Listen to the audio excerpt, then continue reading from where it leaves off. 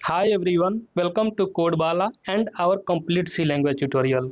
अगर आप BCA, BTech, diploma या किसी भी प्रोग्रामिंग फील्ड में नए हैं तो ये ट्यूटोरियल आपके लिए बहुत इंपॉर्टेंट है।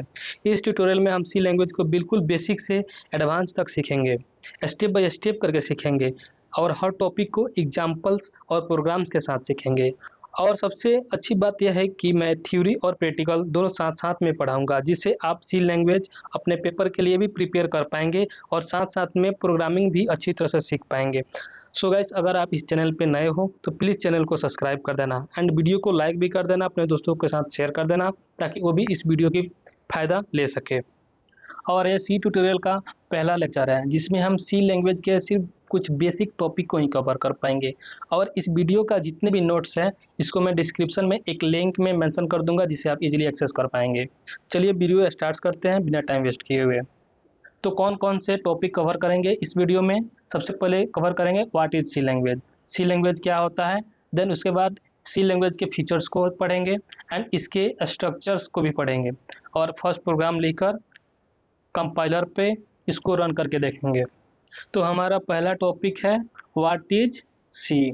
सी क्या है? C language is a powerful general purpose programming language use to develop operating systems, applications, embedded systems and software. मतलब ये है कि जो सी होता है ये powerful and general purpose programming language. Powerful का मतलब क्या होता है? क्योंकि ये सी लैंग्वेज प्रोवाइड्स करता है फीचर्स, बहुत सारे फीचर्स, जैसे फंक्शंस हो गए, पॉइंटर्स हो गए, स्ट्रक्चर्ड हो गए, मेमोरी मैनेजमेंट हो गए।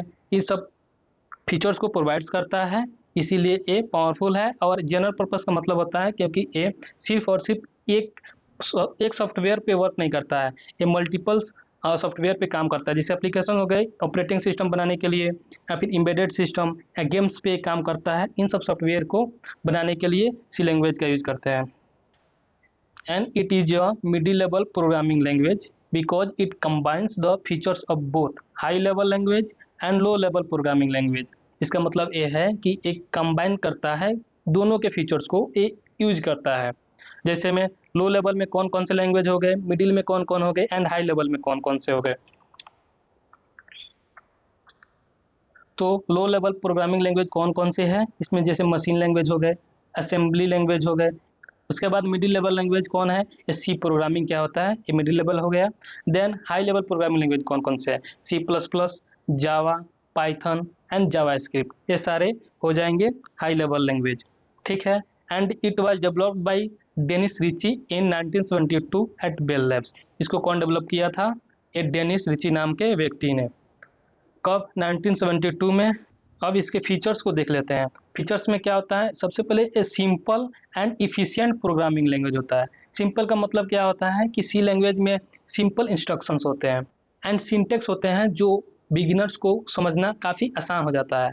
उसके बाद इफिशिएंट, इफिशिएंट का मतलब क्या होता है? इसमें बेसिक कीवर्ड यूज होते हैं, जो कम रिसोर्सेज यूज होता है और वो इफिशिएंटली रन हो जाता है। उसके बाद सेकेंड में है फास्ट एग्जीक्यूशन। फास्ट एग्जीक्यूशन का मतलब ये होता है कि ये जो सी प्रोग्राम होता है वो कन्वर्ट होता है मशीन कोड में और वो बहुत ही फास्ट एग्जीक्यूशन कंप्लीट कर लेता है। इसीलिए इसी वजह से इसे हम ऑपरेटिंग सिस्टम या गेम डेवलपमेंट में यूज करते हैं। उसके बाद होता है सपोर्ट। सपोर्ट स्ट्रक्चर्ड प्रोग्रामिंग, ये क्या होता है इसमें? क्योंकि इसमें बड़े प्रोग्राम होते हैं, उसको छोटे छोटे फंक्शंस में डिवाइड किया जा सकता है ताकि कोड को समझना, पढ़ना एंड मेंटेन करना काफ़ी आसान होता है और एरर डिबगिंग करना भी आसान हो जाता है।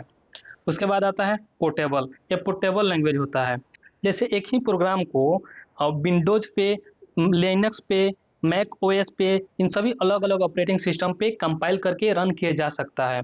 एक ही कोड को बार बार लिखने की जरूरत नहीं पड़ता है, इसलिए पोर्टेबल लैंग्वेज भी है। अब हमारा नेक्स्ट टॉपिक है स्ट्रक्चर ऑफ अ प्रोग्राम। इसमें क्या क्या पढ़ेंगे? सबसे पहले कमेंट लाइन आएगा, then preprocessor directive and global variable declaration, then main function. तो एक नंबर में पढ़ते हैं कमेंट लाइन। कमेंट लाइन क्या होता है?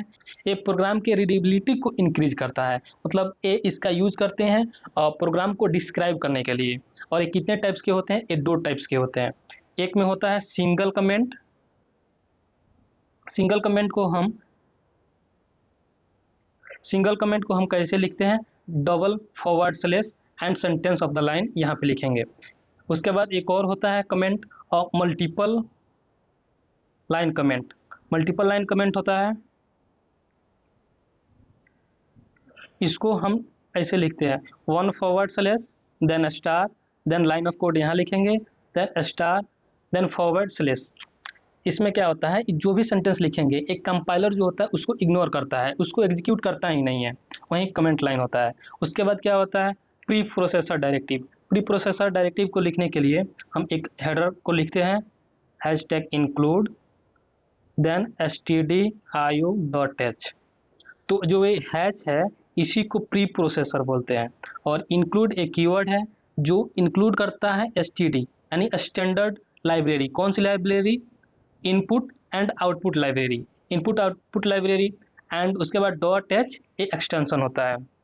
इनपुट आउटपुट लाइब्रेरी क्या होता है, जो स्कैनएफ फंक्शन इनपुट के लिए यूज करते हैं, एंड प्रिंटएफ ये आउटपुट पोर्ट स्क्रीन पर दिखाने के लिए इसका यूज करते हैं। तो इसके जो भी कोड एंड डिक्लेरेशन जो होता है वो इसी इनपुट आउटपुट लाइब्रेरी में लिखा होता है। और ये जो लाइन ऑफ कोड होता है इसी को बोलते हैं प्री प्रोसेसर हेडर फाइल। इसके बाद क्या होता है, ग्लोबल वेरिएबल डिक्लेरेशन। एक वो सेक्शन होता है जिसमें वेरिएबल को ग्लोबली डिक्लेयर किया जाता है, मतलब उसको ग्लोबली डिक्लेयर करके उसे किसी भी फंक्शन में यूज किया जा सकता है, और उसे फंक्शंस के अंदर नहीं, फंक्शंस के बाहर उसको डिक्लेयर किया जाता है। जैसे मान लो एक कोई फंक्शन है, इसके अंदर उसको नहीं लिखेंगे, इसको सभी फंक्शंस के बाहर डिक्लेयर किया जाता है। एंड इसके अंदर जो भी वेरिएबल हम डिक्लेयर करेंगे वो क्या होगा, वो लोकल वेरिएबल होगा, उसको सिर्फ और सिर्फ इसी फंक्शंस के अंदर ही यूज कर पाएंगे, इसको इस फंक्शंस के बाहर एक्सेस नहीं कर पाएंगे। जब ग्लोबल वेरिएबल होता है उसको इसमें भी एक्सेस कर पाएंगे, उसको सभी फंक्शंस में एक्सेस कर सकते हैं। उसके बाद होता है मेन फंक्शन। मेन फंक्शन क्या होता है, मेन फंक्शन ये होता है जो प्रोग्राम का एग्जीक्यूशन पॉइंट होता है, वही मेन फंक्शन कहलाता है। और ये हर प्रोग्राम में कम से कम एक मेन फंक्शन जरूर ही होता है।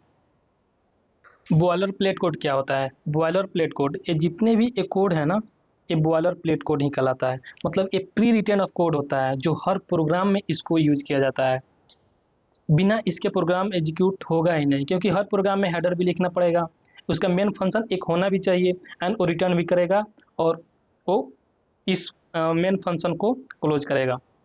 मतलब ए वो प्री रिटन ऑफ कोड होता है जिसका यूज हर फंक्शन में लिखना ही पड़ेगा। एंड ये हमारा सी का फर्स्ट प्रोग्राम है, जिसमें क्या हो रहा है, सबसे पहले एक हेडर फाइल है, उसके बाद मेन फंक्शन स्टार्ट होगा। इसमें प्रिंट एफ एक फंक्शन है जो इस स्ट्रिंग को डिस्प्ले पे आउटपुट की तरफ प्रिंट करने के लिए इसका यूज करते हैं। और ये रिटर्न जीरो, इसका मतलब क्या होता है, रिटर्न जीरो का ये मतलब होता है कि ये जो प्रोग्राम है एक सक्सेसफुली एग्जीक्यूट हो चुका है। एंड ये जीरो रिटर्न क्यों कर रहा है, क्योंकि ये मेन फंक्शन जो किस टाइप की डेटा टाइप यूज कर रहा है, इन टाइप की, तो इन टाइप रिटर्न जीरो करता है, कुछ ना कोई वैल्यू इंटीजर जो होता है वो रिटर्न करेगा ही। यहीं पे अगर हम वॉइड यूज कर रहे हैं तो हमें रिटर्न करने की कोई ज़रूरत नहीं पड़ती है, लेकिन बॉयलर प्लेट कोड में इंट मेन हमेशा ऐसे ही यूज किया जाता है। और इसको अब हम कंपाइलर पे प्रैक्टिकली इसको कोड को रन करके देखते हैं। तो अब हम यहाँ अपने कंपाइलर पे आ चुके हैं और यहाँ हम सी लैंग्वेज का फर्स्ट प्रोग्राम को लिखेंगे। तो उससे पहले हम क्या करेंगे, हेडर फाइल को इंक्लूड करेंगे, हैशटैग इंक्लूड कौन सी, standard library input output dot extension h. उसके बाद इंट मेन फंक्शन को लिखेंगे, और ए जो होता है ओपन ब्रैकेट एंड एक क्लोज ब्रैकेट इसको कहा जाता है, ठीक है। और इसी के बीच में हम क्या लिखेंगे, लॉजिक, अपने जो भी लॉजिक लिखना होता है इसमें लिखेंगे। उसके बाद हम अपने आउटपुट फंक्शन को लिखेंगे जो है प्रिंटफ, ठीक है। इसमें हम लिखेंगे हेलो वर्ल्ड, ठीक है। इसको हम आउटपुट प्रिंट करेंगे एंड रिटर्न फंक्शन को कॉल कर देंगे, रिटर्न फंक्शन जीरो के साथ, ठीक है। और यहाँ से हम क्लिक करके रन करेंगे तो हमें यहाँ आउटपुट मिल जाएगा हेलो वर्ल्ड। जो भी हमें फंक्शंस या जो भी लॉजिक लिखना होता है इसी ब्लॉक ऑफ कोड के अंदर हम लिखना होता है हमें। एक और प्रिंट फंक्शन को कॉल करते हैं, प्रिंट एफ, और अपने चैनल का नाम लिख देते हैं कोड बावला, ठीक है। और इसको ये आउटपुट में प्रिंट करके देगा। तो you can click here to see output. हाँ, इसके लिए अगर यहाँ पे एक ही लाइन में इन दोनों फंक्शंस कॉल करके सेम लाइन में अपने आउटपुट को प्रिंट किया, यहाँ पे हम क्या करेंगे, फॉरवर्ड स्लैश एंड एन को इंक्लूड कर देंगे, ये हमें नेक्स्ट लाइन प्रिंट करके देगा। तो यहाँ पे नेक्स्ट लाइन हो चुका है, कोड वाला अलग एंड हेलो वर्ड अलग। तो ये हमारा सी लैंग्वेज का फर्स्ट कोड है। सो गाइस, अगर आपको ये वीडियो हेल्पफुल लगी हो तो प्लीज़ चैनल को सब्सक्राइब करके जाना एंड बेल आइकन को भी क्लिक कर देना एंड वीडियो को लाइक भी कर देना।